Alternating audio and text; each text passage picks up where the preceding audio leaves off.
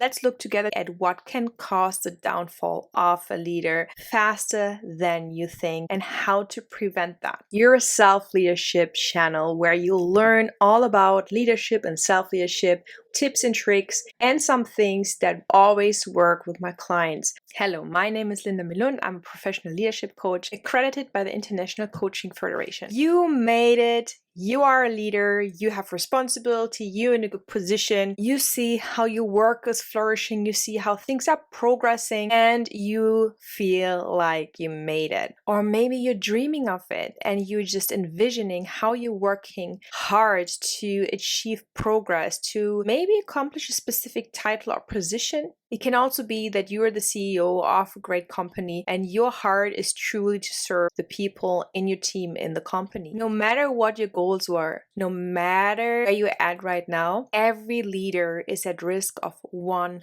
thing, and that is unhealthy pride. It is very easy to say, stay humble, isn't it? Too often, people fell from the horse because they were relying too much on their accomplishments and they forgot where they came from. As a leader, it is very important to not lose track of your path that you accomplished. It is important to now and then make sure that you're still on the right track. How do you stay humble? I will share with you a few things you can do from the start to make sure that you are staying on the right track. The first one is set new goals. Whenever you accomplish a goal or you maybe achieved your main target, your main vision, it is important to make sure that you enjoy the fruits of your hard work and labor, but setting new goals doesn't mean to diminish or to reduce a success you already have accomplished. It just means to ensure that you understand that there is always more to learn, more to accomplish, more to grow. Not out of greed, but out of an understanding. We are not perfect. We always have more opportunities to grow, and that can enable us to become a better version of ourselves. Setting new goals doesn't have to be the next $1 million.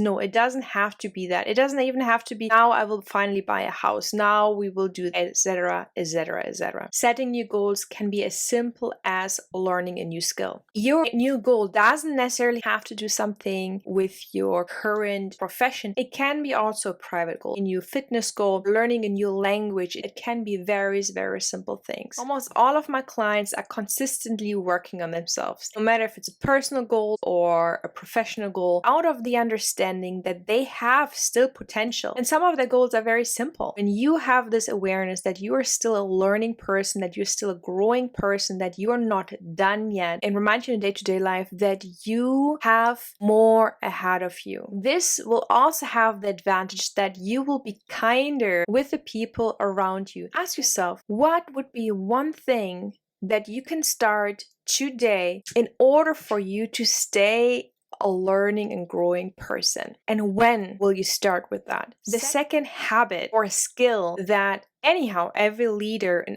every person, if we're very honest, needs, the skill of receiving feedback. More people than you may think are not good at receiving feedback. Receiving feedback, you could maybe even break down into 5 steps. The first step is listen to the feedback. Do not comment on the feedback. Just listen to what the other person has to say to you. Do not assess in that moment. Don't try to evaluate, is it true or not?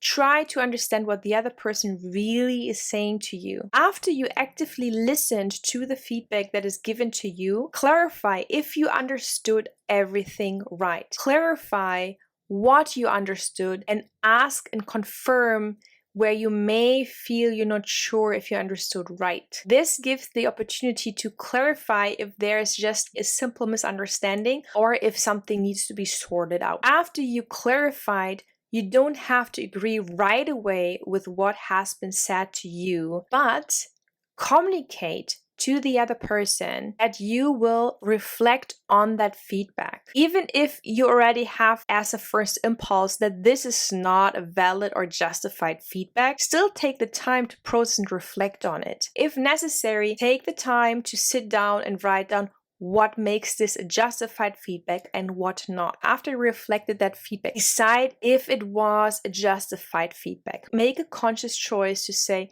yes, this was a very valid and necessary feedback, or no, this was not a necessary or important feedback. And maybe if it was not a relevant or justified feedback, go back to that person, communicate what makes you not agree with that in an approachable way. Give opportunity to the other person to either clarify more or to understand your side more. If the feedback was justified, it is important to implement needed changes. Receiving feedback can also end up in you having to do something, which is for today our point 3, and that is saying sorry. Saying sorry is one of the skills that builds relationships very strongly. If you hurt someone in your team or your family or friend circle intentionally, obviously you need to say sorry to make sure that this relationship can heal. If you did it unintentionally, it is also important to acknowledge that. You don't have to say sorry for things you didn't